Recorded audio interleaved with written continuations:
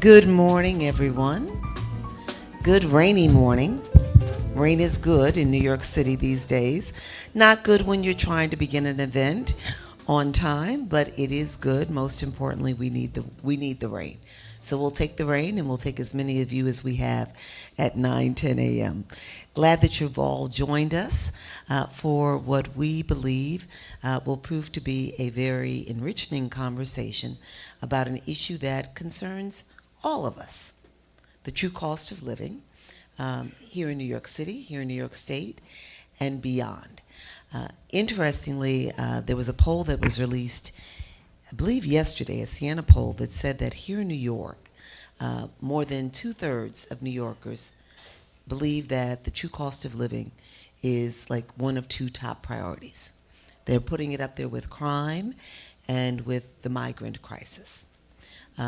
Better than 70%, I believe 76% of New Yorkers say that nothing is being done about the cost of living. And so what we're centering on is what exactly is the true cost of living, and the importance of making sure we get that right. Because for so long, we've centered on subsistence, but that's not really the true cost of living. So today we're going to have a series of conversations, information provided to you about some great work that David Jones of the Community Service Society and I have been partnered up in for the last, I guess, nearly 2 years, that we've engaged Greg Acs from the Urban Institute and the Urban Institute to join us with, and a steering committee. Some great work being done to center the city, the state, and the nation on the true cost of living for Americans.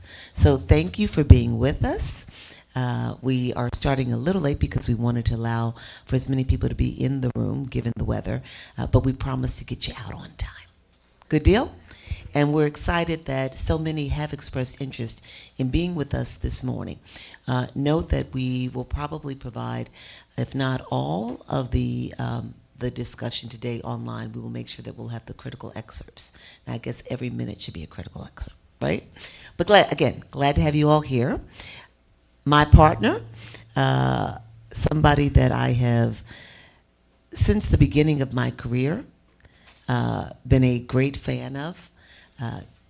He needs no introduction, but I do need to say a few words about him. David Jones, President and CEO of the Community Service Society, has been a giant in New York City and New York State and beyond, centering on issues of people who are classified as poor and the working poor. And he has at every turn been a champion for the critical services and supports that they need, making sure that they are seen and heard, and that he brings his voice, his thunderous voice, to the issues. I'll quickly say that I knew he was big time, but I knew he was big time when I took a trip to France back in 2000, and that was when we didn't have iPhones. Yeah, I'm dating myself. And you could flip on, like, there were the channels, like, you could there was a music, like the audio channels. And there was like conversations with David Jones about like poverty and public policy. And I was like, wow, like I'm going to France and I'm listening to David Jones for several hours. Big deal. Trip. So David, it's good to be joined up with you, and it's been a tremendous honor. It's one of those like kind of dreams to partner with someone of your stature, all that you bring to the table, and the respect that you command wherever you go. It's been a real pleasure and a great learning experience to partner with you. Well, this is definitely mutual, but I want to make clear that the reason I joined this campaign was Jennifer and FPWA. There's no question. Her work, obviously, in passing a charter provision on true cost of living was really what kicked this off. I think Community Service Society joined because our own work was revealing the same kinds of problems. We do I guess for the last 14 more years, something called the Unheard Third, I guess the largest survey of its kind in the nation, focused primarily on the poor, but also on people of moderate means and what their issues were. I grew up in Crown Heights and Bedford-Stuyvesant in the late 50s and 60s. You can't imagine the changes that have gone on. And for me to impose what I think is relevant without some kind of feedback loop is impossible. But our polling, which is, again, 1,500 people now statewide, revealed time after time that not only the poor, people below the federal poverty line, but people above it, substantially above it, were suffering on a number of major issues. Healthcare, transportation, housing, a whole range of issues that they were struggling with as well.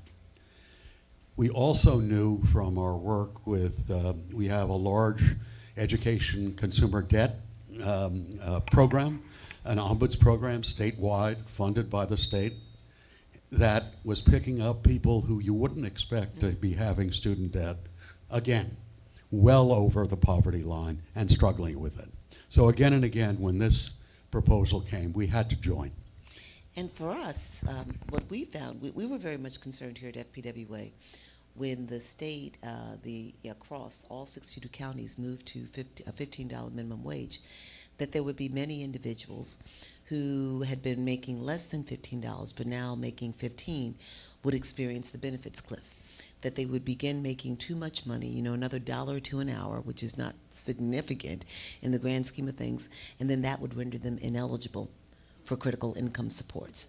And that's confirmed. Obviously, we pioneered something called Fair Fares and did the basic research on it with our partners in terms of organization, the Riders Alliance.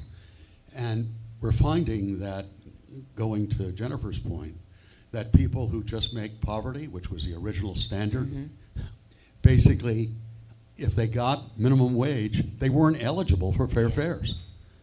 And that's crazy, because working people are obviously making at minimum wage or above. Not to be eligible for this program was insane. So you have to, we've been driving for 200%. Frankly, I'd like it up to 400% to allow people not only on the subways and buses, but on Metro North and in the Long Island Railroad to also build in, because this can be an enormous cost. For Metro North, it can cost $12,000 a year on a commuting ticket. And to your point, what we needed to see was what was their experience. When we went in and we looked at this, we realized that, yes, there were many people who would fall into this predicament, this situation, but there were also so many people who were actually making well above $15 an hour and were struggling. And what we were appreciating was that, yes, some were struggling to pay for food and housing and transportation, but there were also many who they had those needs covered, but they couldn't save for a rainy day. They couldn't pay down their debt. And it was like, they couldn't even begin to think about building assets. And so we began leaning in, and that was back in 2018, 2019. And you'll laugh. I mean, David now knows me better than maybe he ever desired to know me. But I can be like a dog with a bone. And when we started appreciating this, and we had the mayoral election coming up, every time I was invited to speak, every time I was asked to write something, I kept talking about, we need to measure the true cost of living. They'd say, what's the policy issue that the mayor needs to be focusing on? And I'd say, the true cost of living. Right? I mean, like, okay, can we shut her up? No, because that's what the issue is. And then we were fortunate to be a part of the Racial Justice Commission's work. And I got to work with Jimmy Pan, who was the head of the policy for the Racial Justice Commission. And we appreciated that here in New York, disproportionately, like the rest of the nation, people of color suffer the most from not having enough to get by, get ahead, and stay ahead. And we realized that while we were casting a blanket, if you will, on the city with the racial justice measures, a preamble that envisioned a city where everybody, regardless of race, religion, gender identity, their nationality, ethnicity, would be entitled to all this city has to offer. We'd never had a preamble. We thought that was important to kind of create a North Star for the city. We said we need to have racial equity planning across the city in perpetuity, not just a point in time. But the most concrete action that we could take in the moment was to begin to recenter the city on economic security as the true cost of living standard.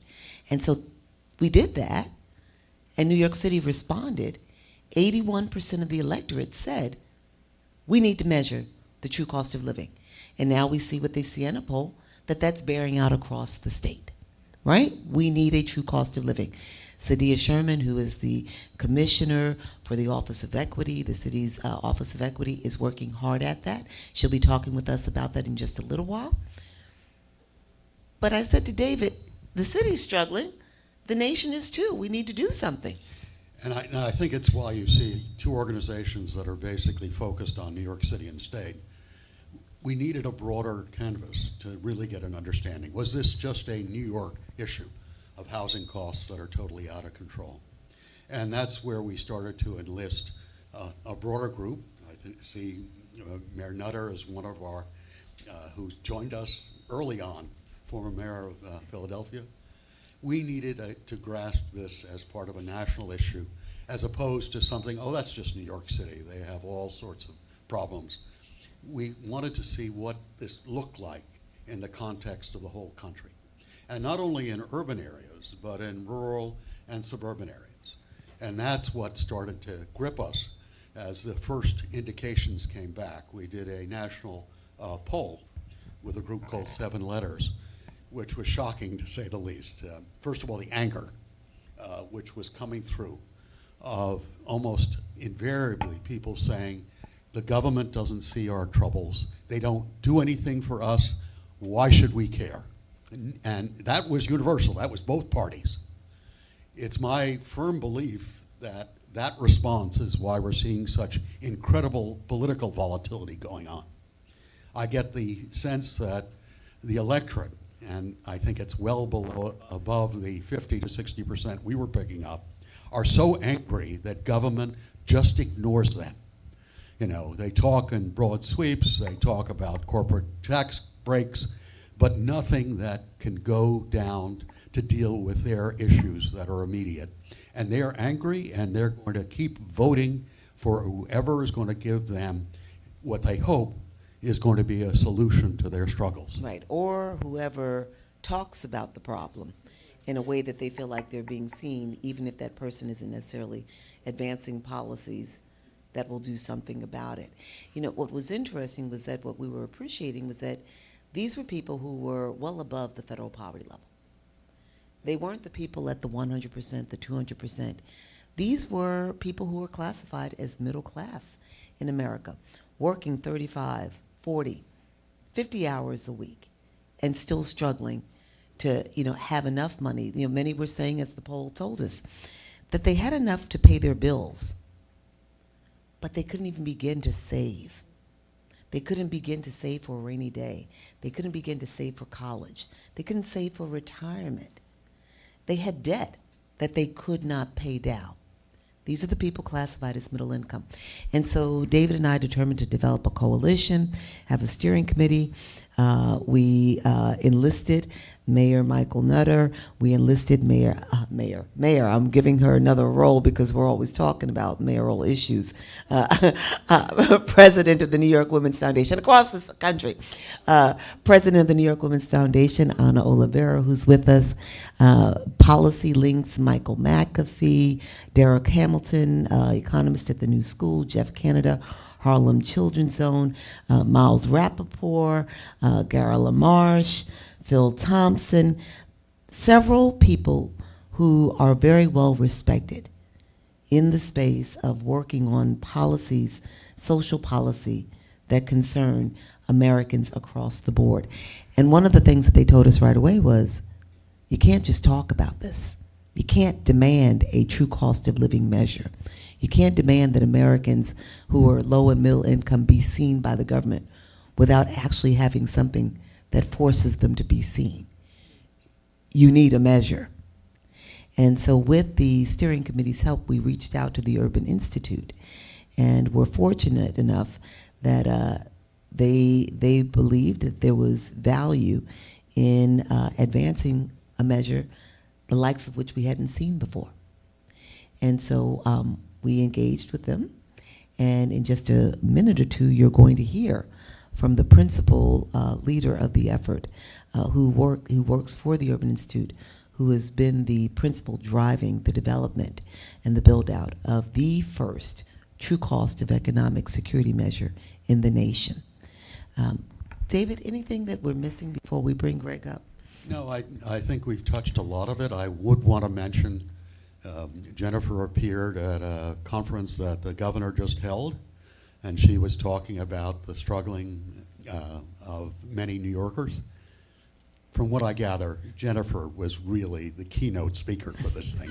Because, no, and I say that only because to say in generalities without having the substance, and what the Urban Institute and 7 Letters has provide a substantive argument that's not just based on anecdote. Anecdote has governed, how we look at the poor, how we look at the middle class. It can't be that. We have to have solid information in order to pursue these kinds of efforts. And Jennifer did that, and the governor got it. So that's very kind. Now we have other states to go, and the nation, but we're on the road, which we didn't expect. I must admit that this would be the direction we're going, but this is an important effort that will have long-term implications, not only for New York, but for the rest of the nation. Thank you. Thank you. I want to say before Greg comes up that as you listen to Greg Acs, who is the Vice President for Income and Benefits Policy at the Urban Institute, he previously served as Unit Chief for Labor and Income Security in the Congressional Budget Office's Health and Human Services Resource Division, and as Vice President of the Association for Policy Analysis and Management. I want you to listen with an ear centered on economic security. For far too long in America, what we have done, this is a term that I can't let go of, I've like my little coining of it, and Jimmy's like, Jen, we've centered on we've upheld structural economic deprivation. And we've used tools, laws, policies to uphold that. We've centered on subsistence rather than true security for everybody. And we need to begin shifting the conversation, the narrative, to economic security for all, for everyone. That's why we can't have a true cost of living that just builds on an official poverty measure. That's important, a supplemental poverty measure. That's important. All the other measures that are out there are extremely helpful, but we can't stay there. Those measures don't allow us to see what people in America need to live fully and with dignity. They do not create the platform for everybody to be able to weather the storms that hit, provide for themselves and their families for a future. Rather, so many of them center on people being ever dependent and reliant. And so we're trying to advance, we're going to do this, economic security for all, but we need a measure to do it. Greg, tell us what you've done.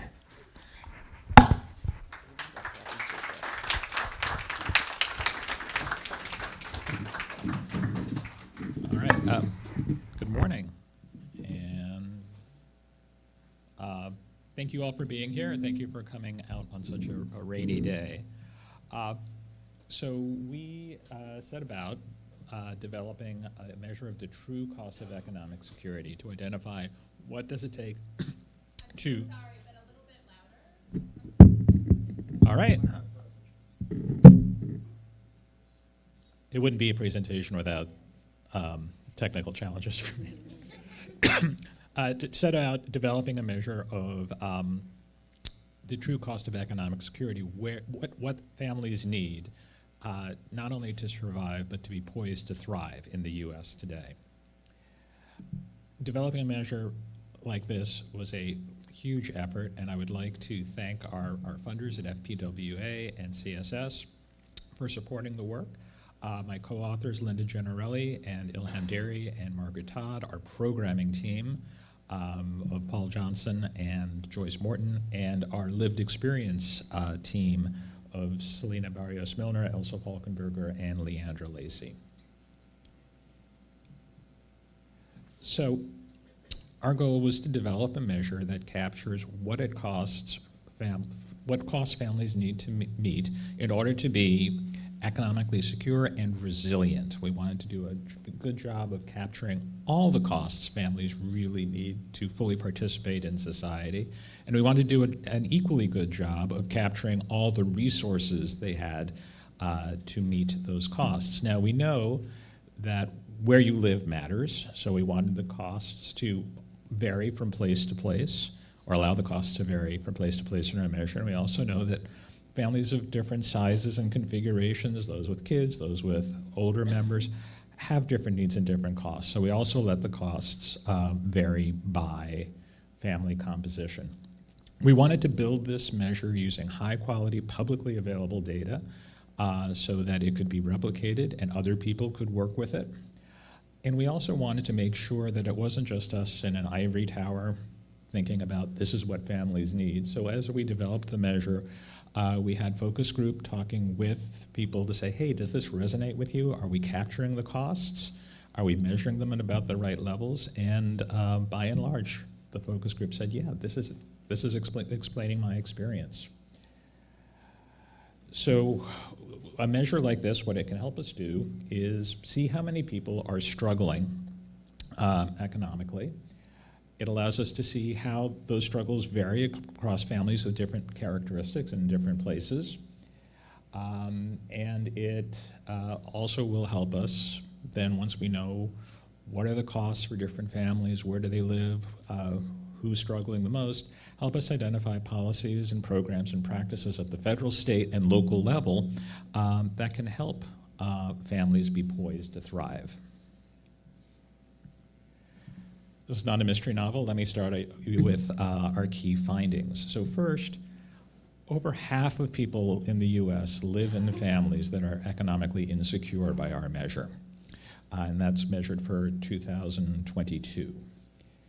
A lot of those families are meeting most of their costs. They're within 10% of their cost threshold. That's 9% of all those families. So roughly 1 out of 5 of those who are struggling are close to meeting their costs. They're paying their bills. They just can't, as Jennifer pointed out, they just can't save for a rainy day. They just can't save for the future.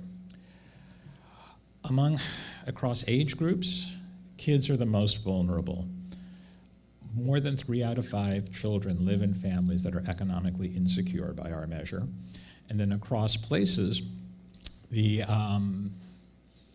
non-metro west region is where the people are most likely to be economically insecure, whereas people in the Midwest are, in the metro Midwest, are the ones who are most likely to be economically secure. So a little bit of the nuts and bolts. How did we build this measure? First, we went through and tried to identify all the costs families need to face as best as we could.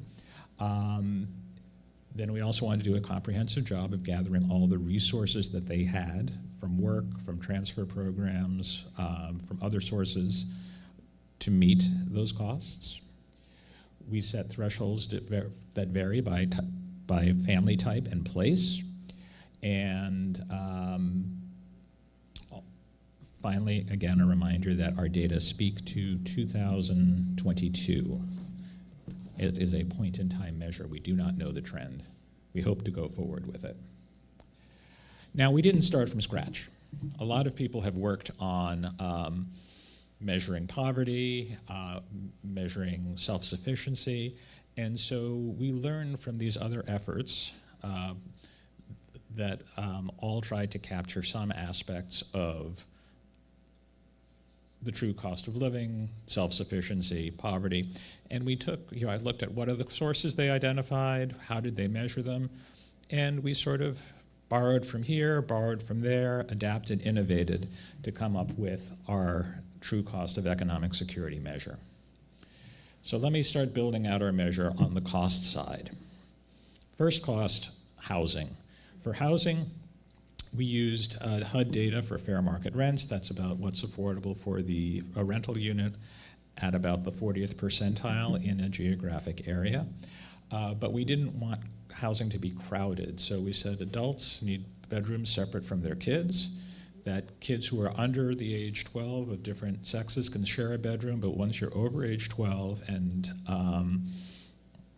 kids of opposite sex need their own bedroom. So it is a slightly higher level than you see in some other places because we wanted to avoid crowded housing. Food, the federal poverty measure is set at the Thrifty Food Plan, which is a very bare bones budget. We wanted to go one notch up, a little more generous food plan, more food. We said use the USDA's low-cost food plan, and we adjusted for regional variation to capture the cost of food. For health insurance, everyone needs health insurance, and because they need access to health care. And so we set what you have to pay to have health insurance for your family based on the ACA marketplace, the second lowest silver plan, so not the highest, not the cheapest, silver plan in your county of residence. There's more to healthcare costs than just your insurance costs. You have out-of-pocket costs for things like over-the-counter medication, for co-pays. And so we were able to generate an estimate of non-premium out-of-pocket costs using data from the current population survey based on your family characteristics, and then we assigned those costs to families in our data. Childcare, you have kids, you need childcare. We set our threshold at the median childcare cost in your county for center-based care. Other people have used home-based care. Some people set it at a high threshold of 75. We opted for the middle of high-quality center care. Transportation, everyone needs to get to work, everyone needs to get their kids to school, so we have a measure of transportation costs that include both public transit costs and the cost of acquiring, maintaining, and using a car. That comes from the H&T index. Technology, we didn't have much variety across the country. Essentially what we said is that on average, it costs about $60 a month for your broadband plan. Your first cell phone is about $65. There are some economies of scale, so every subsequent cell phone is about half that. And we assign those costs the same all across the country. The only variation is family type. The more people you have over age 12, the more cell phones you need, because yes, teenagers these days do need a cell phone. How do you track them otherwise? Taxes owed. We were able to compute what people owe in federal, state, and payroll taxes. We have taxes on the cost side. We also have tax credits on the resource side. We don't net them out. We put them in separate buckets. Debt. People owe debt. Some of debt is mortgage debt that we capture. That cost need we capture in our housing cost measure. Some of it is consumer debt, which we found a little challenging to measure. We decided to focus on student debt. A number of folks carry student debt. They're paying it off over time for quite a while. We knew how many people in each county in the US had student debt and what the average payment was in each county. So we then were able to, on a county by county level, identify folks that we thought were in the window of having to pay back student debt. So we chose 19 to 45-year-olds. And yes, I know some folks have more debt beyond that, beyond 45, but we stopped at 45. Who had some post-secondary education, so the opportunity to accrue debt, and then assigned debt to those folks in order to capture that cost. Miscellaneous costs, there's a whole bunch of things that people need. Clothes, home cleaning supplies, books, cost of civic engagement, and we captured those in miscellaneous costs using data from the Consumer Expenditure Survey. That varies at the regional level. And then finally, people need to save for their future. So we put a savings target in, which is equal to 10% of all your other costs. Why 10%? Well, there's some basic rule of thumb financial advice that you should have about half your costs covered in your rainy day fund. So if you're able to save 10% a year for 5 years, then you've got your rainy day fund, and then beyond that, you can start saving for your kids' education, for your retirement. So that's where we came up with that 10% number. On the resource side, we use data from the American Community Survey, large annual survey of the US population. And we have all your standard cost estimates, all your standard resources for the family. So your annual earnings, self-employment income, interest, dividends, and rent, pension income, cash transfers from public assistance programs, in-kind transfers from public assistance programs, child support received, and tax credits. Now, on the public assistance programs, we know those are underreported in survey data, but using our microsimulation model, ADIS, at the Urban Institute, we can adjust for underreported public assistance income, and we do, so we better capture the resources that families have. Also, if you have health insurance from your employer or from a government program, that is a resource you have. And rather than try to get fancy about, well, who's paying what, we just noted that if you have insurance, if you have health insurance from the government or from your employer, that zeroes out your health care cost, that premium cost. You have covered that cost. So that zeroes out. If you're uninsured or you're buying private insurance, you don't have the resource, you do have the cost. And finally, childcare, we know that there are a lot of people who are involved in home production. They take care of their children at home. They don't work, they stay home. And so when we looked at families that had multiple adults and one adult was not working, we assumed that that adult was available to provide child care. And so we zeroed out the child care cost for those families. So what did we find? We find that this slide has really small print on it, and I'm having trouble reading it from here. Live and learn. But for a family with adults under age 65 and kids, this prototypical type of family, looking at all their costs, and these are median by category and then median overall. So medians don't necessarily all add up to the total. That comes close. So housing, very large cost item, over $18,000 a year. Healthcare, over $20,000 a year. Food, almost $13,000 a year. Transportation, $15,500. Childcare, $11,400. Savings targets, $12,300. Taxes, $15,700. Everything else, $18,700. All in all, it comes out to the true cost of economic security for families with children is $134,800 a year, almost $135,000. Resources,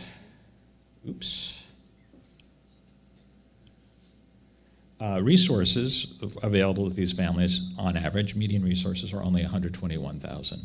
So again, it's not surprising that the TCES rate, the share of families who are not achieving economic security, who are falling below their cost threshold, is 58%. Let's look at some other families. So for adults who are under age 65 without kids, all their costs are lower than families with kids, and they don't have childcare costs. So the median cost threshold for people in those types of families is about $89,000 a year, and their resources are about $92,000 a year. So overall, 46% of people in those families are falling below the true cost of economic security threshold. Now, for families with people who are over age 65 or older, if you can see that black part of the bar is pretty thick, that's your healthcare cost. Those costs are pretty high. But people over 65 generally have Medicare, so they have insurance to cover those healthcare costs. And so their true cost of economic security threshold is about $105,000. Their resources about $109,000. So overall, the share of families who are economically insecure with older members, those over 65, is about 48%. So these are broad types of families. Let's talk about two specific families. Three-generation families, there's an older person and an adult and a child in it.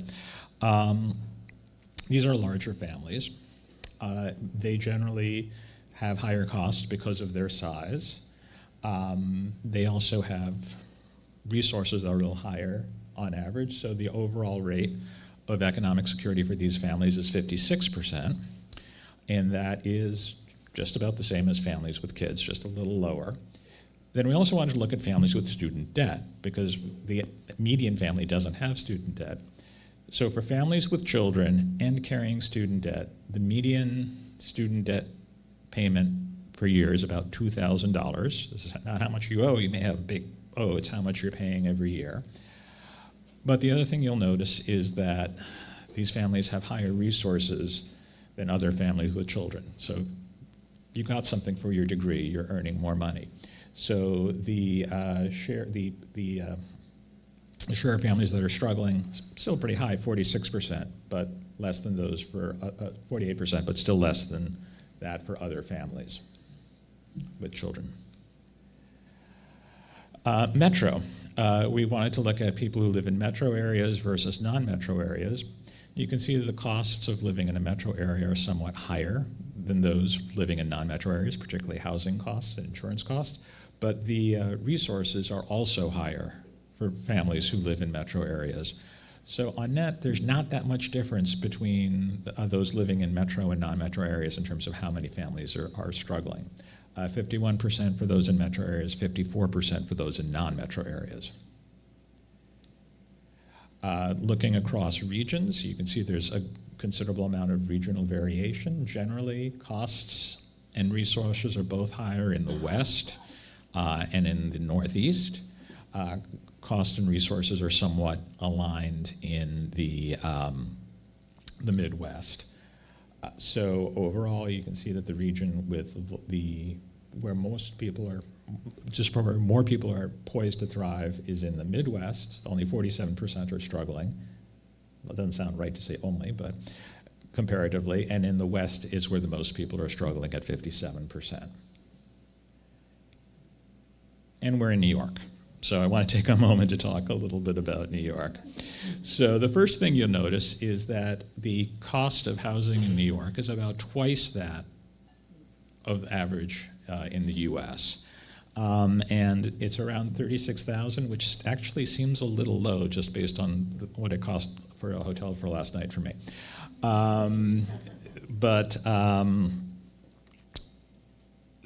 Food costs are a bit higher in Manhattan than other boroughs, while transportation costs are a bit higher in Staten Island.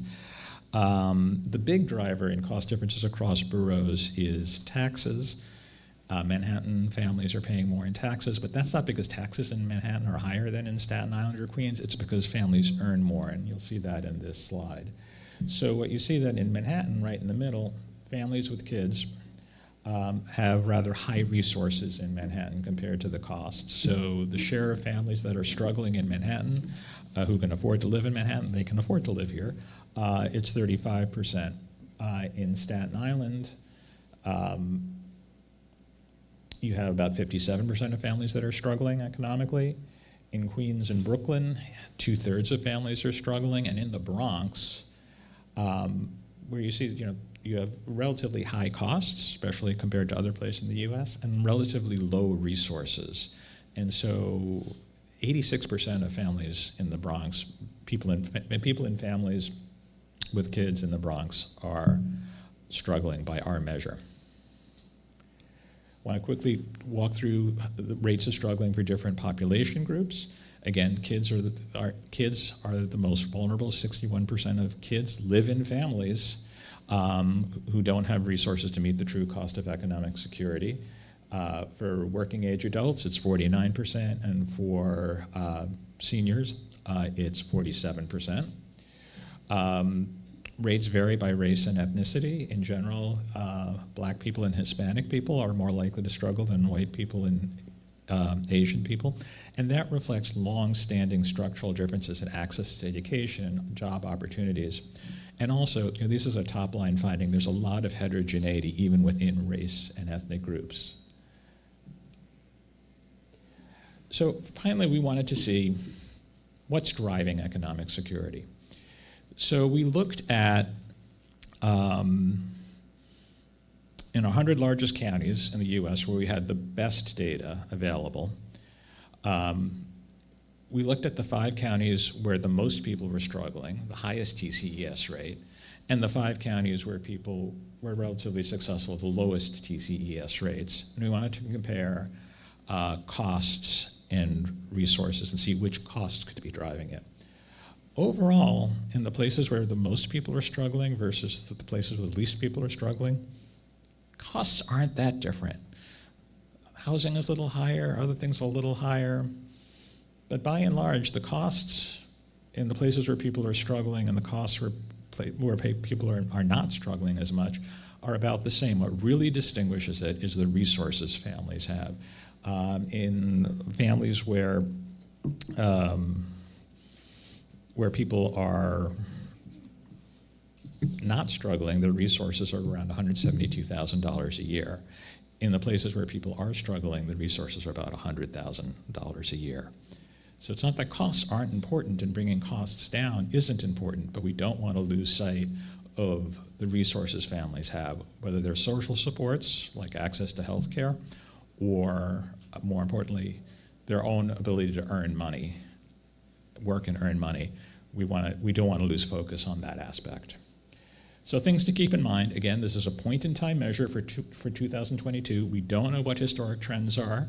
The data won't necessarily allow us to do that. We hope to go forward to see how things are improving or changing. We set cost threshold, made a bunch of decisions. They're not written in stone, but we hope we've given you enough information to think, well, your housing costs are a little too low, your childcare costs are a little too high, your savings targets are too low, that we have the data that you can play with them and adjust them and see how much those vary. It's challenging to capture all costs. It's also challenging to capture all resources. We know that we probably have undercounted pension income because it's underreported and we can't adjust for that.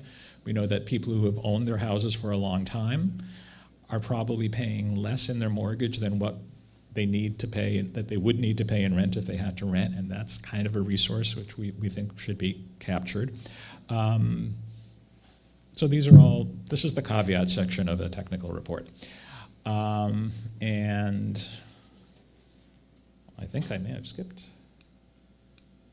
There we go. And so just to remind you, our key takeaways: half the people in the US are economically insecure by our measure.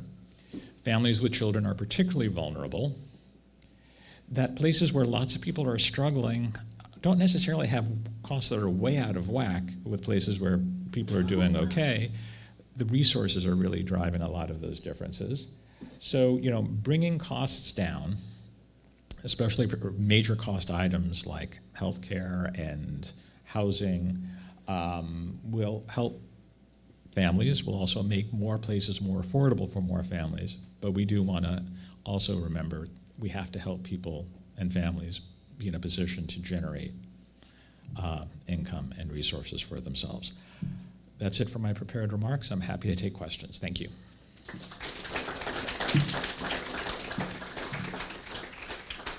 And I apologize for this half of the room, but to see my slides, I had to look over here. So if there are questions, I'll start on this side. Any questions? Okay. Can you say a little bit more about that tax rates? Because I was wondering if these are like income tax rates, property tax rates, sales tax rates, because one of the slides you had, I think the penultimate one, the tax burden on the high TCS people were like 8,000 compared to 30,000. Yes. So the taxes we capture in our modeling are federal income taxes, state income taxes, and payroll taxes. We don't have property taxes in the model. And sales tax? We don't have sales tax. We assume that that's built into the cost of food but that, yeah. So the reason you see higher tax bills is because you have higher incomes, basically. So we're trying to net out when looking at total cost, not just looking at the total median cost, but each item up to taxes. And is housing much more expensive? Is childcare much more expensive as well? So the fact that those bars were equal heights between the high cost and low cost areas is somewhat misleading because the taxes are higher. So if you take taxes out, where people are struggling, the costs are a little bit higher than in places where people aren't struggling. But that difference of a couple of $1,000s pales in comparison to the difference in the resource side. Good eye. Yes? I know you talked about some focus groups to talk to people that were actually experiencing these hardships and seeing if your values aligned with what they were experiencing. So what was the type of feedback that you were getting?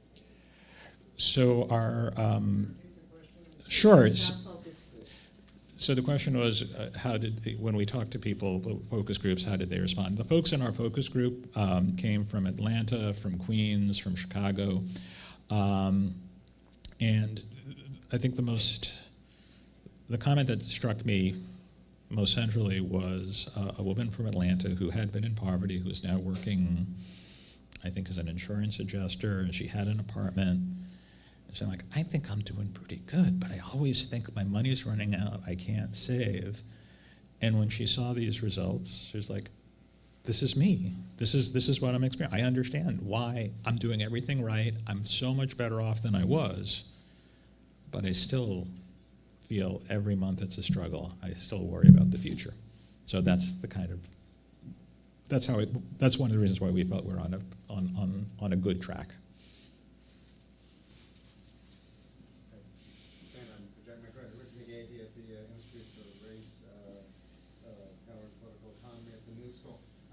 Great work, first up, and really congratulations to the funders and to this fantastic piece of work. Two things that were kind of surprising to me, I think I follow these data. One is how big the healthcare cost piece is. If you had asked me before I could guess what the dominant cost would be, maybe it's living in New York, I would have said housing or something else. So that was striking. I'd just like to hear more about that. And second, your high-low counties was really striking that the cost between the counties where people are doing well and people are struggling at a higher percentage are very similar, that the differential really is resources and income. Again, I think that was a bit surprising to me. So I just love to hear some commentary on that. So were we surprised at how important healthcare costs were? Not really. I think that we know that health insurance premiums are, $8,000-$10,000. We know that they accelerate as you're getting older, and then we also address for older families. We sort of priced out what if you had to buy health insurance based on what costs a 64-year-old, and given that prices go up 8% a year. So that costs for seniors, costs for three-generation families, costs for families with kids in them. It didn't surprise us that they were such a large factor. In terms of how big the resource gap was in places where people are thriving versus struggling, as opposed to the cost gap, that did surprise me. I really thought that we would have a stronger cost driver. And I think in places like the Bronx, we actually do see a significant cost driver, and I believe the Bronx is one of the 5 most struggling counties. Which is why you look at the numbers, because you do get surprised. In red. Hi, can you just speak a little bit more about the difference with the resources? Thank you. Yeah, I'm just wondering a bit more about the resources you were speaking about. So you were saying the cost in places is not the biggest driver for inequality. It's really the resources that people have access to. So can you speak to what resources you noticed were the most impactful in this difference? So the largest resource, so in the report we break down what we call market resources versus non-market resources. And for most, other than for all families, market resources, which are your earnings, your pensions, was by far the largest component of total resources, not transfer income, public assistance income, which is not surprising given how little we spend on that. For the elderly, it's a little more complicated. We weren't sure. I apologize for calling folks elderly. For those over 65, it's getting near and dear to my heart. Not quite, but we're getting there. We segregated out the value of Medicare and Social Security because in one set we called them non-market, and we said market plus Social Security and Medicare as an earned benefit so that people could see what's driving it. So it's really the money you make on your job, the money you collect from your pension, that's the main driver of family resources. In the white. I have a related question. Did you notice any relationship between market resources and non-market resources? In other words, it just strikes me that places where, I don't know, say taxes are higher might actually have more non-market resources available. So just curious if you noticed that or if anyone else in the room is thinking about that as well. That's an excellent question. We did not look at that, but it's certainly something to look at the relationship between what the level of non-market resources are in places where resources are higher, largely because of the tax base. Thank you for that question. In the vest? And did you? Okay, we'll come back there. Okay. Hi, can you talk a little about consumer debt? You said it wasn't included, but how big a factor is it, and why is it hard to count? So we didn't have access to data on that, and that at least we could make public. And then philosophically, consumer debt, and somewhat you're using that to maintain your consumption, so we're capturing that in your lower income. That paying off that debt in the future is lowering your resource or increasing your costs is valid. We would like to have captured it. We just weren't able to. I think I'm 2 or 3 more questions, and then I want to come to this side. The gentleman in the striped shirt. I'll let Tal go first. Or, yeah. Hi, I'm Tal from Align, and I was wondering on the resource question as well if you were able to identify factors that drove income up in certain regions, like higher minimum wage policy or union density or proximity to certain industries, if that was part of the study. That's 2025. No, I mean, I think the work was really descriptive to seeing what are the patterns, and then the next set of questions was, well, why? Why are resources higher in some places? Can we identify policies like unionization, like minimum wage, things like that? On the struggling side, why are rates highest in the non-metro West? Is it because of the large Hispanic population there? Is the high rate of insecurity among Hispanic families because of the opportunities and constraints in the places they live? So sort of unpacking that. These are all things we're hoping to do in the future.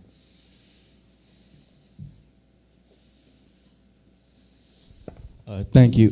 This was really great. I also had a chance to read the report. So I have 2 questions. One is relatively minor. First one is, why are Hispanics ranked higher in terms of economic insecurity than black folks? And secondly, I looked at some of the recommendations that the report essentially said that could be taken by policymakers. But some of them in terms of child tax credits, increase in benefits, and housing provisions. We already saw that with the in terms of some of the aid given as a result of the coronavirus pandemic. But a lot of those benefits were allowed to expire, which then you see folks kind of sliding back into financial insecurity and being evicted. So why not just call for an anti-poverty program, one that's going to be more holistic in its approach, and promises to have a more permanent effect for the long term. Okay, so first, the understanding why so many people in Hispanic families are struggling. That is a research question that we would like to answer. This first proof of concept of the measures we developed it, we just sort of looking at the lay of the land. We don't know. We don't understand. We have theories, but we don't know. We have not researched those what is causing those disparities, what's underlying or contributing to them. Likely there's a geographic component to it. In terms of policy recommendations, urban is nonpartisan, and so what we hope to do is to put out information that people can look at, understand, digest, and then say, hey, looking at this, wouldn't it make sense to have a robust anti-poverty agenda? Yes. No, I will. And then I think we had one last question here, and then Jennifer's going to throw something at me if I don't give up the podium. Thanks. This is a kind of parochial New York City question, but can you go back to the slide with the 5 boroughs? Because it's all about New York City. That's what we know. What we know. Okay, yeah. So these are the costs, and then we have the cost versus the resources. And we will be, just to let you know, at FPWA's request, we are replicating all the tables in the report for each of the 5 boroughs in New York City as a whole.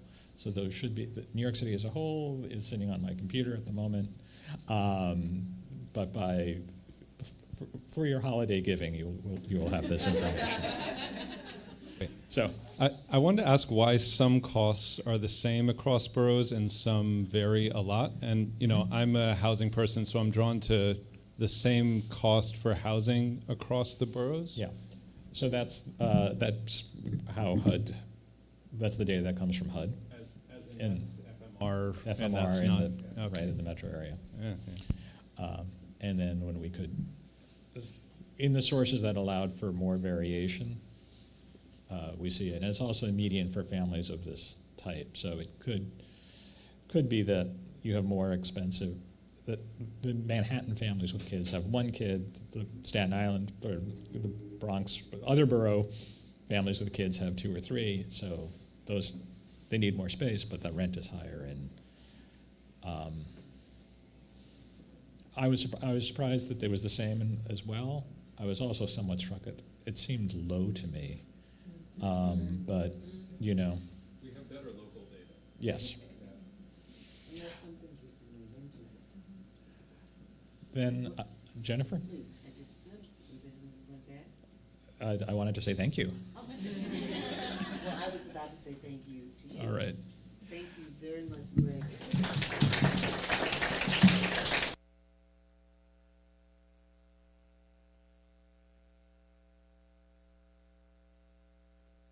Wouldn't be well on our way without you.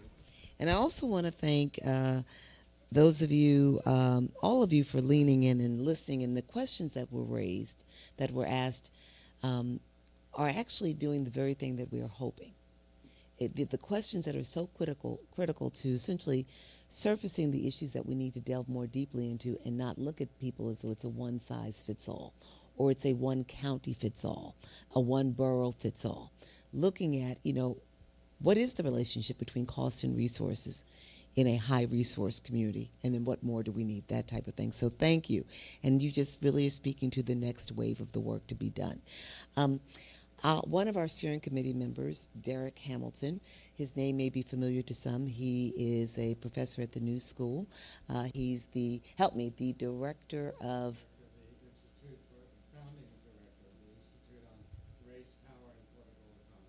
Thank you. And a national leader, highly respected economist. He is on our steering committee, and he couldn't be with us today, but he said he wanted to say a few words to you all. So we're going to hear from him, and then we're going to bring up the panel as he speaks. Hi, I'm Darrick Hamilton, a university professor, the Henry Cohen Professor of Economics and Policy, and the founding director of the Institute on Race, Power, and Political Economy at the New School. I'm also a lifelong New Yorker, and I'm proud to have served on the Racial Justice Charter Commission in New York City, which put forth successful ballot measures for New York City government to promote racial justice throughout the city. And they passed overwhelmingly. And as a result of this work, New York City became the first city charged to adopt a true cost of living measure. Congratulations to the Urban Institute with the support of FPWA and CSS to generate a prototype true cost of living security measure. Unfortunately, I can't be there in person with you to celebrate this important achievement, but I'm grateful for the opportunity to be able to contribute a few words to this conversation. As a society, we measure what we value and we value what we measure. That's a critical statement to understand that metrics matter. And what we value matters also, and the two need to reflect each other. Economic security, and even more, economic agency, for all people should be a metric by which governments are held accountable. Well beyond subsistence, having enough resources to meet your needs, provide for your family, and have some savings to fall back on in the case of an emergency should be at least a bare minimum. Enlightened societies provide at least a baseline for people to have economic security and productive, healthy, and tranquil lives. A true cost of living measure allows us to better achieve our goals and promote economic security, agency, empowerment, and provide all of us with pathways to success, and government to be able to measure how well we're doing with regards to inclusion in achieving these policy goals. The federal poverty line, it's antiquated, it's inaccurate, and it's grossly inadequate. Now, thanks to the formidable leadership of FPWA and CSS and the work of the Urban Institute, we have a prototype measure of a true cost of living metric. This is an important innovation, and now we must do the work to disseminate and adopt this metric so that we can begin to measure and value authentic economic agency as a baseline metric for promoting human dignity. Thank you all for this opportunity to share some thoughts, and I hope you have a fantastic deliberation and begin to figure out ways in which this metric can be used and adopted as, again, facilitating us to have a better society to measure what we value and value what we measure. Thank you.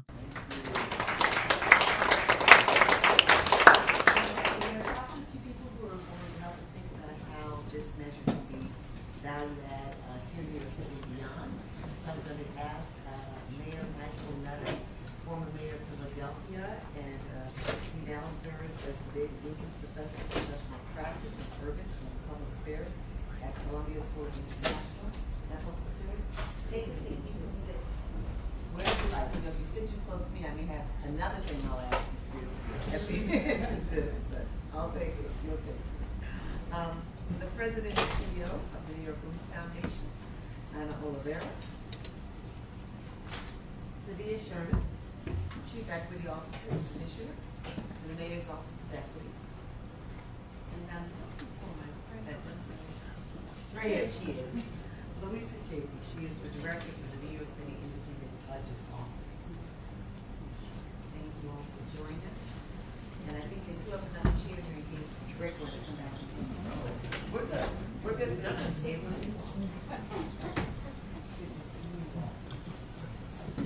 So, let's jump right in. Inquiring minds want to know, and I'm going to begin with you, Mayor Nutter, because you've been on this journey with me from the days of the Racial Justice Commission. So, when the Racial Justice Commission was out educating New Yorkers about the ballot measures, I had the opportunity to be part of a panel at Columbia University that was moderated by Mayor Nutter. It was my first time meeting him, and anybody who has the opportunity to sit with him, you are the smarter for it within 2 minutes. One of the things that he said, and it made me feel that I was on the right path, that we are on the right path, that the city is on the right path, when he exclaimed upon learning about the measures, if I'd known about some of this, I would have, been on it and working on these issues when I served as mayor of the city of Philadelphia. So of course, when we began thinking about how we would do this nationally, I turned to Mayor Nutter. And as a thought leader, a policy influencer, a former executive, now as someone who is shaping and developing thought in one of our nation's preeminent institutions, why is it important to center on economic security rather than acute deprivation? So good morning, everyone. Thanks for you all being here. Really important. David, incredible work. Thank you. Greg, I'm sorry. Wanted to say hi to David Jones as well.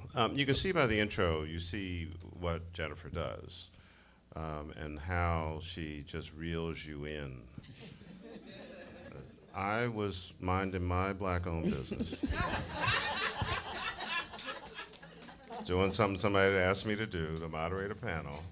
And the next thing I know, I'm on this journey with this wonderful young lady. Other than my wife and daughter, is the only person that gets me up at 4:30 in the morning to come to New York City for a 1-hour panel to go back to Philadelphia. And my train was canceled. And I'm loving being here. So I'm going to answer that question, but I want to frame my remarks to start around two fundamentals of the United States of America. And for many of us in the room who had civics in school, we learned these two things. We hold these truths to be self-evident. That all men are created equal, that they are endowed by their Creator with certain unalienable rights. Among these are life, liberty, and the pursuit of happiness. I want you to hold that thought. And then subsequently, we learned this. We, the people of the United States, in order to form a more perfect union, establish justice, ensure domestic tranquility, provide for the common defense, promote the general welfare, and secure the blessings of liberty to ourselves and our posterity, do ordain and establish this Constitution of the United States of America.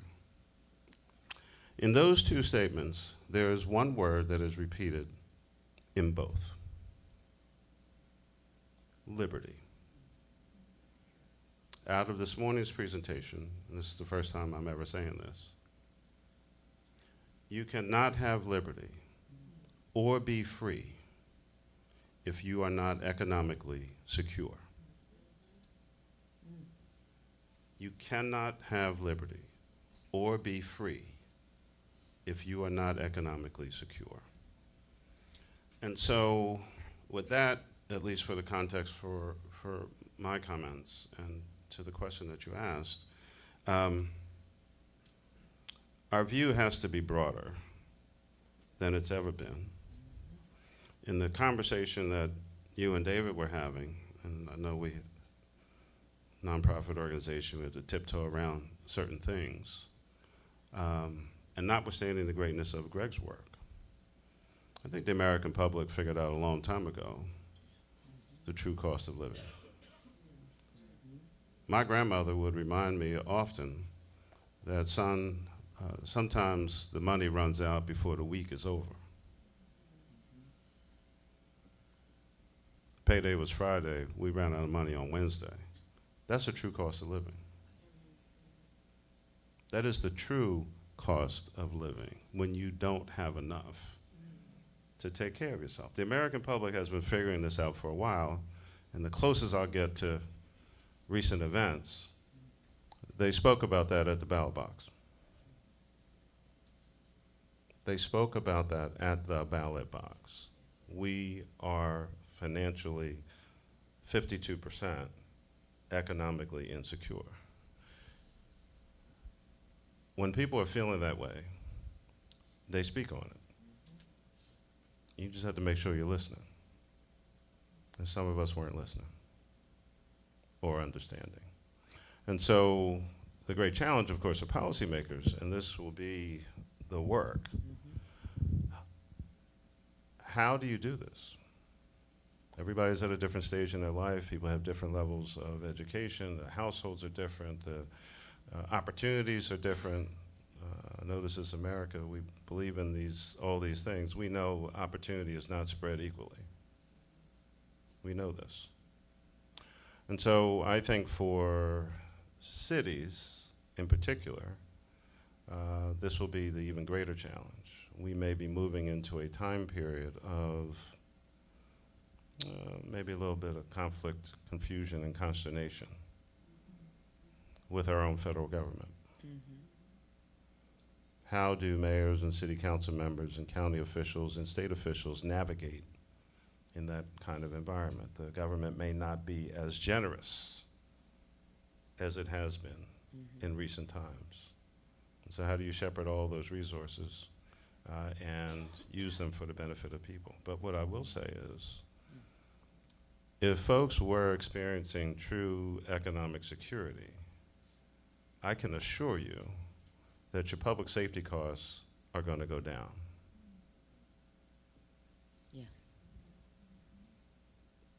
Let's say it one more time. That's right. Your massive public safety costs will go down.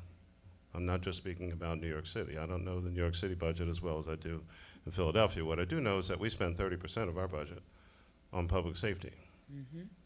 Police, prisons, district attorney, courts, probation and parole. 30% before we ever picked up one bag of trash, filled a pothole, or put a drop of water in the swimming pool. 30% of the city's budget goes to public safety, to chase around 1% to 2% of the population. So I think that this will be our great challenge as policymakers or recovering elected officials. I think this will mostly be the work of cities, which is where the greatest challenge is. And so policymakers, these are, as said by a great, great mayor of New York City, there is no Democrat or Republican way of sweeping a street. You just got to sweep the damn street. I'll come back. See, I feel like I've been to church now. So I got to sit on The it doors and are now let them open. ruminate. Bring the offerings down. As they say in church, you said a word. You said a word. Bring the offerings down. So I want to go back and forth with you, but I guess I'm going to have to come back in the interest of time. But I am going to segue to you, Anna, because what we're talking about here and what Mayor Nutter is speaking to is we've got to lean in to this issue in ways that we've never done before. I love it. You cannot have liberty without economic security. And what that speaks to, without you actually saying it expressly, is there's some intentionality perhaps behind withholding economic security. Sure. Because then that ties in with the withholding of freedoms. And the philanthropic world, we know if we stay current in our reading, in recent years has been accused of wanting to, stay with the status quo of keep doing the same thing over and over, expecting different results, managing poverty, not working towards the eradication of it, centering on poverty alleviation efforts and not true liberation. So, when we engaged you jumped right on this. And you said, let's go. Yeah, as a philanthropic leader, you lead one of the most, highly recognized and respected foundations, not just in the city, but in the nation. You stepped forward and said, we need to invest in the vision work and the planning here? Why? What jumped out at you, and what can other philanthropists learn from this, from your engagement? Thank you, Jennifer, for these kind words. But let me just begin by, I agree with Mayor Nutter that why we jump into this, some of it has to do with you. Oh, geez. Just want to say that. That invitation that is irresistible, and with David, and with incredible track record and partnership, and I'm going to say consistent devotion to the change that needs to happen. But why the foundation jumped into this is because, first of all, I wanted to say that we are a public foundation in New York City. We are a very small foundation in the billion world, multi-billion world of philanthropy, but we are very proud that we are responsive and that we follow community leaders. We believe that problems and solutions live in the same place, and that's one of the reasons why we're so appreciative of how this study was done, which is involving the lived experience of people. And that the role of philanthropy is to listen and to be always mindful that having money doesn't mean you know anything, right? We see where we are in the world, and you know that that's not just a problem for philanthropy, but we live in that compromised world, so we need to clear our minds all the time. This particular issue, and the data is showing, is really, there's a disproportionate burden of economic insufficiency and lack of freedom and liberty for women, and particularly Black women, Latinas, women with children, as the data shows, women who are heads of single households. Most single households are headed by women. There is no way that we can solve any of this if we don't center the lived experience of women, as I just described. For us, there is a difference. You're setting a North Star in the conversation differently. When we talk about sufficiency, security, it's a different North Star than just getting by. It's that difference that allows for liberty, right? I think that Mayor Nutter is referring to. It's not just, I make it now, this week, this month, this year, for my family and me, but I am investing in a multi-generational shift for my family and my communities, because there is no ability to look for liberty and to produce that and to engage in that when we are in a survival mode all the time. And regardless of the acknowledged intention of deprivation, right? The consequence is that the exercise of the collective shift in the family and in community doesn't happen, because you're going from pillar to post. To meet this bill and to meet that bill, I'll pay the electricity this month. Next month, I'll pay the rent. I'll wait for the gas in 2 other months so that it doesn't get disconnected. It is not, and I'm so happy that this study showed that it is an issue of lack of resources. It's so important that we understand that, because there's nothing wrong with the people. That's the first thing the study, I want to call that out, because it talks about what people get from a financial point of view, regardless of having 2 jobs, 3 jobs, having a variety of earners in the household, right? So it tells us where we gotta go with our policy changes. It tells us where we gotta aim. So for philanthropy, philanthropy, we have many challenges. I just wanted to say we're a challenged group of people. We, sometimes don't stick with things as long as we need to stick with things. We think that an innovation of something is going to be the solution, when in fact, it is happening every day in communities, but it takes time, right? We're talking about very I'm going to say, complex systems, policies that come from different angles that have been honed in over long periods of time that require that same kind of strategic intervention. What are the domino things, right? And I think that, when I heard Greg present, there's a beginning of a conversation around that. What are the domino policy shifts that we can focus on that will have the biggest effect towards creating liberty, right? Creating the ability to seek for that. I wanted to make two other comments, if I may, Jennifer. It is the following, and that is that other things that I love about this study, and the foundation is so proud to have been invited to be part of this, is that it allows us to go deeper now in other aspects that are needed, and it's not static. I love that. So, for instance, when we look at the Bronx, we're a local foundation.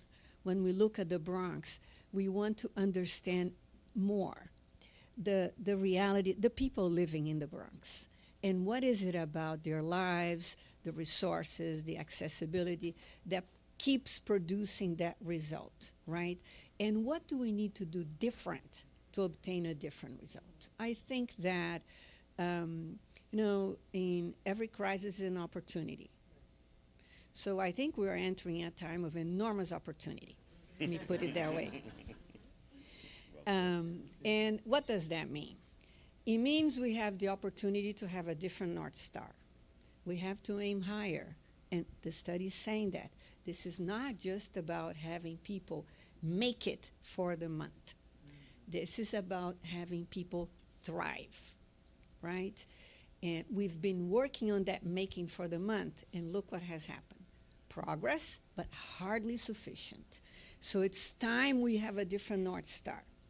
It's also an opportunity for us to act together. I think that's another thing that your work with and David's leadership in this is raising for us. And as Mayor Nutter just said, it's an opportunity to act locally and regionally as well, right? So I would say that New York City has enormous opportunities currently and in the near future to continue to do that smartly. And the last thing I wanted to say is about the Latino diaspora.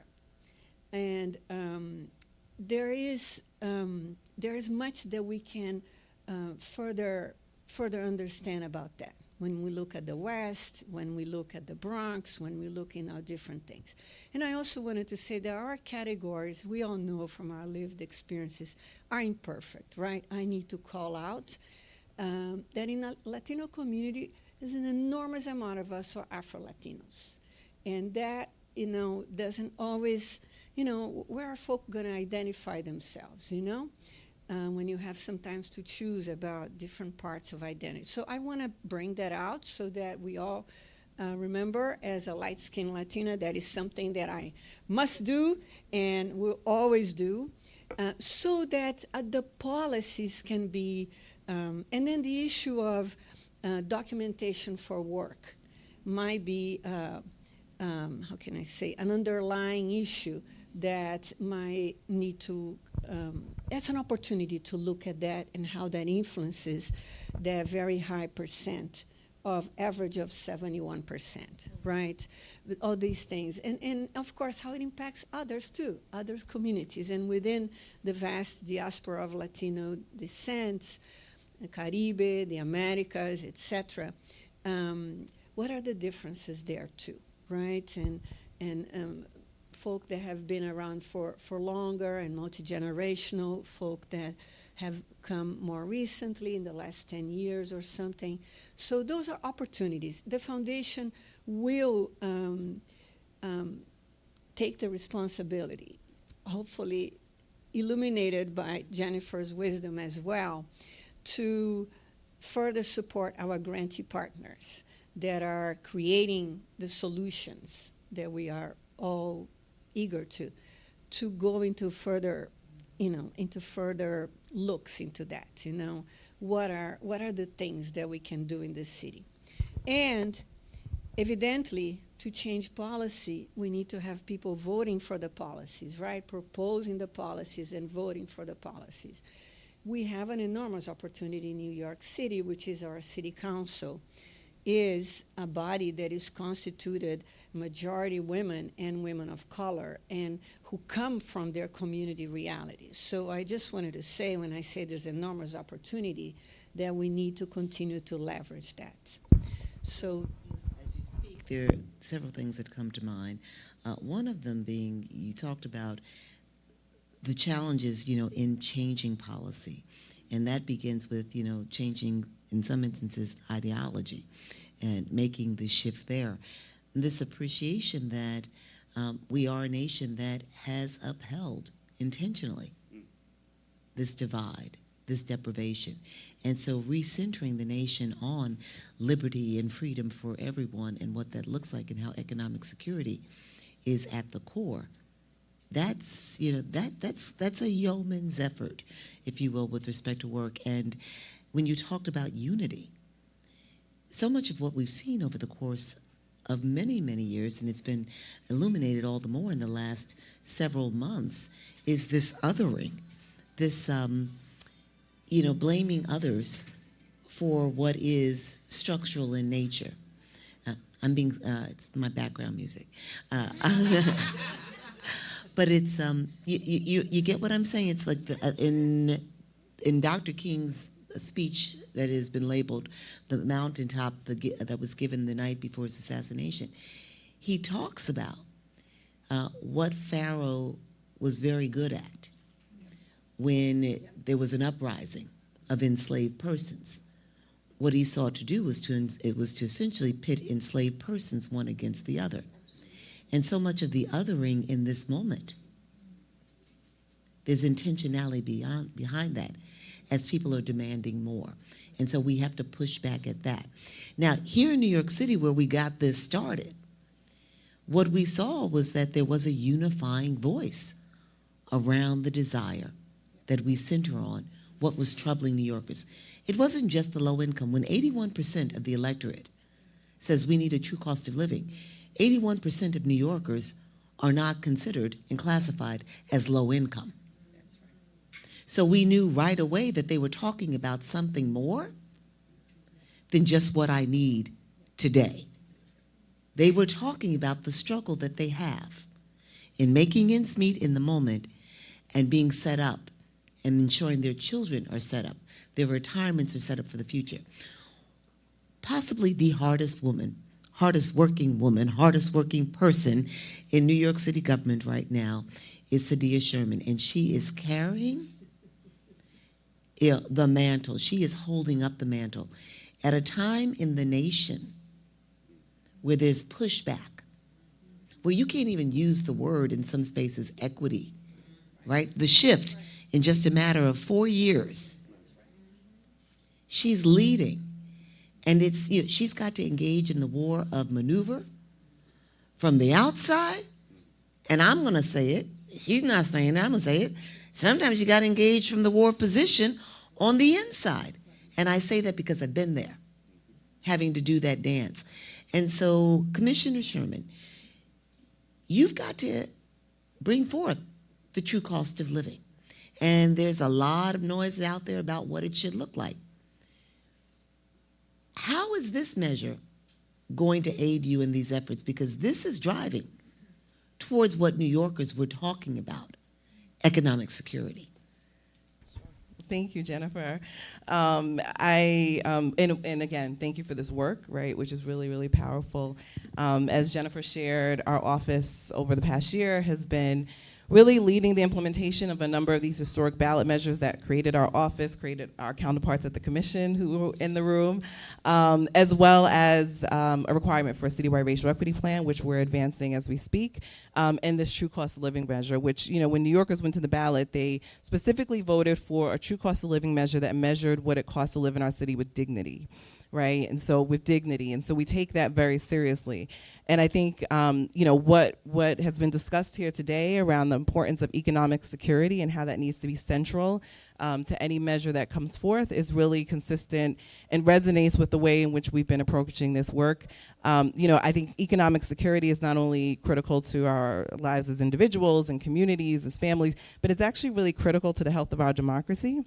And I think, when you see the sentiment that we have in our city as well as nationally, I think it also offers an opportunity to really build bridges, right? Because this is a piece of work that most New Yorkers and I think most Americans can really understand. So there's a lot that we can learn, right? And we're already learning. We've, combed through the report extensively. We're looking forward to some of the updated information that's coming forward. But I think what's really exciting is that, this measure introduces these new categories that are really focused on debt, right, focused on savings, which really reposition the way in which we've traditionally have had these types of measures, as well as other economic indicators, which, sometimes don't always resonate with the way people are feeling. So many people live well above the poverty line, but are certainly struggling to get by in our city. A true cost of living measure really shifts the focus from measuring who's in and who's out of poverty towards what does it actually cost to live here, and then what does it cost to live here with dignity. And from our perspective, absolutely capturing the ways in which New Yorkers carry debt, the ways in which they need to plan for their future, potentially other types of caregiving, right, the needs of New Yorkers who may be disabled, a variety of characteristics that may impact New Yorkers is important as we develop this measure. And so that has been our focus. I think that, because this national work has come forth, it also gives us an opportunity to not only, do this work in New York City, but also understand it within this national context. There's county analysis, right, that offers us an opportunity to compare and contrast towards other cities. There's demographic information that offers that. So it gives us the opportunity not only to do this work in our city, but build coalition, have a regional approach, potentially a national approach, and really tap into the momentum that has been built. The last thing I would say is, measuring this matters, right? And I think as Darrick Hamilton shared in his remarks, right, really measuring what we value and valuing what we measure is really crucial and important. And as policymakers, it's our role to also act on what we see, right? And so a true cost of living measure and the work that's been produced at the national level, I think it's helpful in a number of ways, but it also helps us identify where we are on the right track, right, and where we also need to go further. Affordability has been a focus of this administration since day one. Some of the earliest action of the administration was focused on those areas that were identified as cost drivers, like childcare, for instance, right? So there's been work to bring down the cost of subsidized childcare. Obviously, we're very excited that City of Yes recently passed, which allows us to expand housing in our city, which has really, right, had a very constrained supply relative to our population growth. Healthcare is another area of focus. And so knowing that the areas that we've been laser focused also align with the biggest cost drivers for New Yorkers is important. And I think it also highlights that there's obviously much more work to do. Before we go to Louisa, I just to say thank you for continuing to take my calls. Because all of you, and especially Sideya, because, as many know, I am sometimes like a dog with a bone. And what I have just been driving home from day one is 81% of New Yorkers are not struggling to put food on the table. Some of them are, but all of those 81% are not struggling today to put food on the table.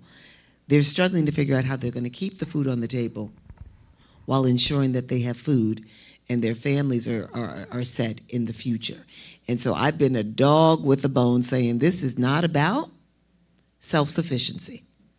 This is not about just enough. And we are not going to do just self-sufficiency. We're not going to do just enough because that's not what New Yorkers said they're most concerned about. And so thank you for taking my calls, coming out. So Louisa and I we've been hanging together since the Bloomberg days. And Louisa's very much like me, like a dog with a bone. She is very much concerned about New Yorkers and making sure that at every turn, the city, that government is doing what it should do to meet the needs of New Yorkers. And now she serves at the Independent Budget Office as the director. And for those who aren't familiar with the Independent Budget Office, it is responsible for analyzing the city's budget and the economy and making sure that, that the budget and budget spending reflects the needs of New Yorkers and speaks to the needs of New Yorkers. So when you becoming more and more familiar with this measure, with the findings, what questions does it raise for you? You know, you all go in and you do the work to unpack what the data tells us and where we should be as a city, what we should be doing. Well, thank you, Jennifer, and I appreciate being compared to a canine. I can now insert a joke about my female dog at home and how much I love her and empathize with her. But so I run the Independent Budget Office. That is a city agency, also voted in by the charter 35 years ago, modeled on the Congressional Budget Office. And not all of you may immediately know who we are, but we do encourage you to check us out. We are, as per the charter, we have access to all city data sets, and it's our mission to look at the city budget. We don't set policy, but we report on what's the city fiscally doing and what are the policy's consequences. And we issue about 55 to 60 reports a year on such topics, and any of you can ask us to report on any topic. And some of you already have, good. So we are in the middle right now of looking at the November plan, the most recent budget action of the $115 billion administration's policy. And obviously, because while we're independent, we're not blind, we're really concerned about what's shifting on a federal level, because we have an incoming administration that has articulated, though not super precisely, the intention to change a great deal of how funding streams work. I will point you to the Comptroller's report of yesterday that looks at about $100 billion coming to New York City from the federal government and how all that money might change. A great deal of the money that comes to the from the federal government is in the area of transportation and public safety and human services. And those are all areas that speak to this measure. So we are interested in this measure and this concept for a series of reasons. We really struggled this past election and in the year and a half I've been at the IBO with understanding that the city's economy was in good shape, and yet people were talking about the economy not being good, and that they were talking about their household, whereas the larger economy was fine, and that both can be true. One's household can be in peril or challenged, and the larger economy is doing great. And this measure gets at that issue. And so I ask all of you to go forth and proselytize as to what this measure is, because people need to think about not just the bare minimum, but what does it take to live with a true cost of living? How can we talk about one being challenged and the other being healthy as a larger whole? And so for IBO's perspective, like to be super data nerdy, you know, we look at the poverty threshold and we look at where the administration is placing monies and priorities, and we thank you, Commissioner, for leading this work. But we intend to use that charter language that allows us to do a, quote, alternate allocation, which is basically the charter saying, okay, what do you, IBO, think should happen to the money if it didn't happen the way it is currently being planned? And taking a measure like this and saying, hey, given the federal changes and given this measure, you could, instead of doing X, do Y. Now, maybe you won't make us do that. But we think the public needs to think about how the billions of dollars are being spent and what's the end goal. So that's that. We thank you for inviting us here, and we thank you all for reading the charter and going forth and talking about this important measure. Argument for not measuring the true cost of economic security. I'm going to begin with you, Mayor Nutter. Having been an executive, is there any valid reason? There's no legitimate reason not to look at this, and I'd love to be on a panel to argue with somebody about that. I don't get out as much as I used to. I don't get to make speeches. I don't get to argue with stupid people. It's one of the things I loved about being in office. So I look forward to that opportunity. No, I mean, why would you not want to know? Mm-hmm. Why would you not want to know? So I've heard things like, oh my goodness, is it going to make the, like the executive branch look bad? Will it make mayors, governors, will it make them look bad? Will it make it look like they're not doing all that they should be doing? And I'm like, but you can be courageous and bold and be the first.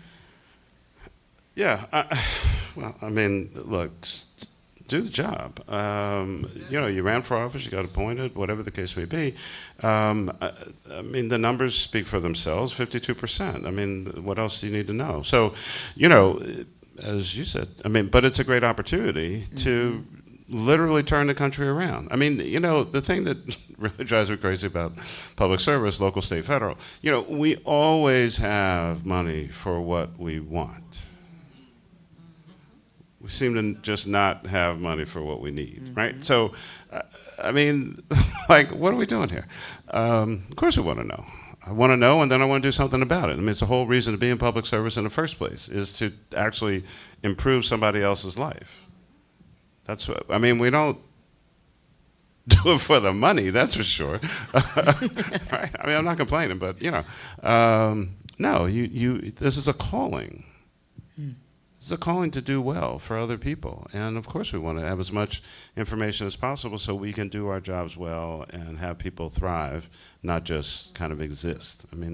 What's the point? Anyway, That's I'm sorry. Right. Any others thoughts on that?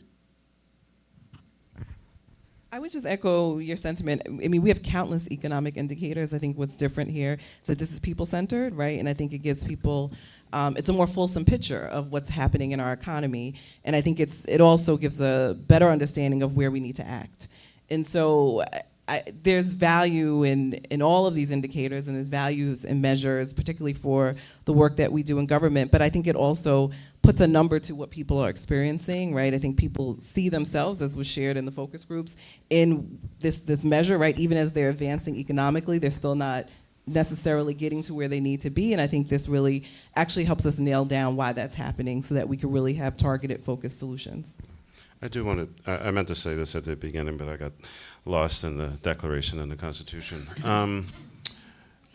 I want to commend the folks, the citizens of New York and the leadership and everyone who brought this forward.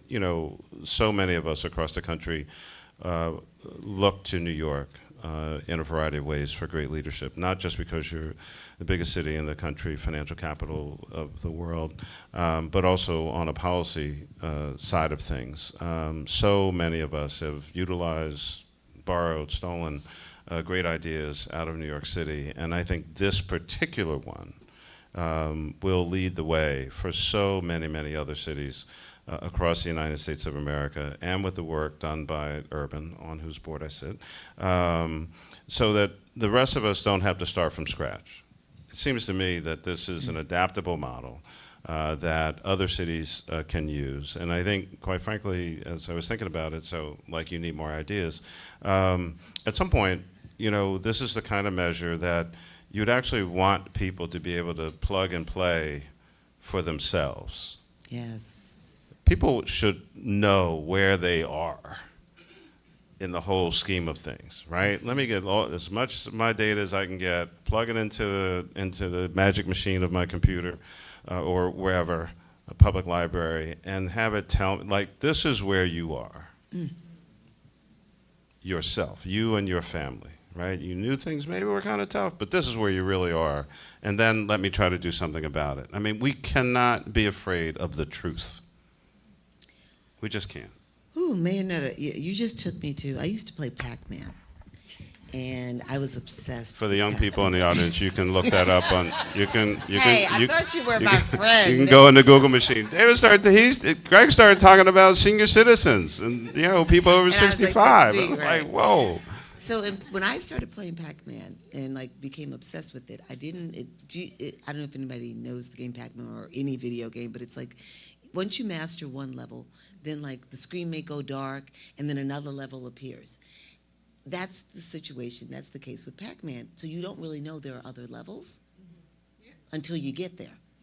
And I think that that's what you're speaking to, is what has occurred in America. If you just think, if you've been told that just the food on the table and the roof over your head is what is enough, and then other people are just, like macking out and they're balling and they don't have the stresses and they're living longer because they don't have the poverty stressors or the economic stressors, you're like, well, what's the difference? And you think you're playing the game. You're doing everything you've been told to do. But there's a whole other level that you don't get to play at because you don't have the resources and you don't really know. That, like, you know something's not right, but you don't know what it is. Did you say macking out and balling? I have young children. They're 22 and 27. They're not old. I gotta look this up. We are about out of time. Are there any questions from the audience? Yes. Right here. Hi, I'm Jamila English with the Children's Defense Fund, and I had a question. This may be the first election where America as a whole really repudiated the pull yourself from the bootstraps myth. How can we use that to decrease poverty in this country for children? Use this opportunity. So I'm just going to chime in real quickly and tell you that first and foremost, I have been an anti-poverty advocate since I grew up in a household that was centering on economic injustice. And I say this with love, having come up under Marian Wright Edelman, we cannot fight child poverty without addressing the issues and the needs of the family. And we have to center on the fact that the family is going to they're going to forever be based and languishing in poverty if we don't have a North Star of economic security. And the current measures that say who is poor and who is not are false. They're outdated. They don't tell the true story. And so the first and foremost for me is you've got to move beyond. It's just about poverty. I say that with love.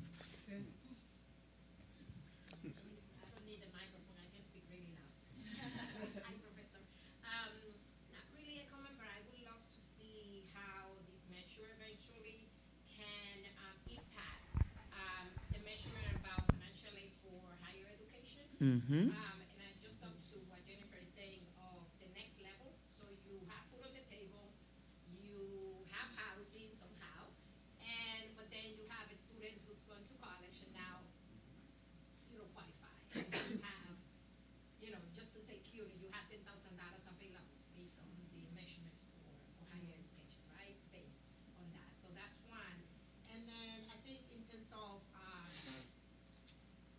being homeowner, and measurement around how this could impact also what you get help with buying a home. Absolutely. Because there is help to buy homes, but it's for low income who doesn't really have enough to pay for that home, but also don't have the money to sort of start up. So it's kind of like, okay, so you qualify. So I have those two areas that I would love to see how this measure eventually could impact those areas. I'll try to speak to the first one, and quite frankly, from a personal standpoint. So our daughter went to Columbia undergrad, and I made the mistake of calling to follow up on the financial aid issue. I'm so sorry I did. By the time the lady finished explaining to me about a formula from 1970 or the late 60s, I literally regretted having called and just said, can I just pay? Can I just get off the phone with you? So, I mean, much like many of our other measures, I mean, the figuring out who qualifies for college financial aid is an old formula that hardly pertains to anybody, right? So all of these systems are either outdated or broken and make no sense to anybody that's living in a real world. So, maybe that's the next measure. I mean, it really helped Congress and whoever's in the White House at the time understand that these measurements are not helping. They're not helping people as much as they could. I'll add that one of the things that we are appreciating more and more here at FPWA is that centering on the true cost of economic security is but one element of driving towards economic security. We have to center on wealth, the structural barriers to attaining wealth, understanding that, and by wealth I mean essential wealth.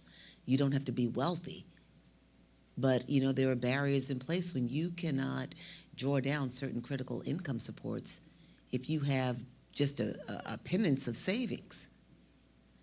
That's a design and with intentionality of keeping you from becoming more secure. And so this is key. This is critical, crucial. Gives us solid data with which to work, but it's just one piece of the puzzle, as you're alluding to. We've got time for one more question. Hi, good morning. I'm Karen Ford. I'm Executive Vice President at Canva. The work that I do in this space is around nonprofit, right? And really looking, and what I want to say, first of all, you guys are amazing. I love each and every one of you, and thank you for your commitment, right, to this work. But the foundation around looking at a living wage, right? We know that over 95% of the population in the nonprofit space is women, women of color, women, led households, and we are workforce that is an extension of government doing the work, right? I don't Right. preach to the choir here, but I do believe that the next level also is using this study to help us build our platform to increase the living wage for the workers that come and do mission-driven work every day.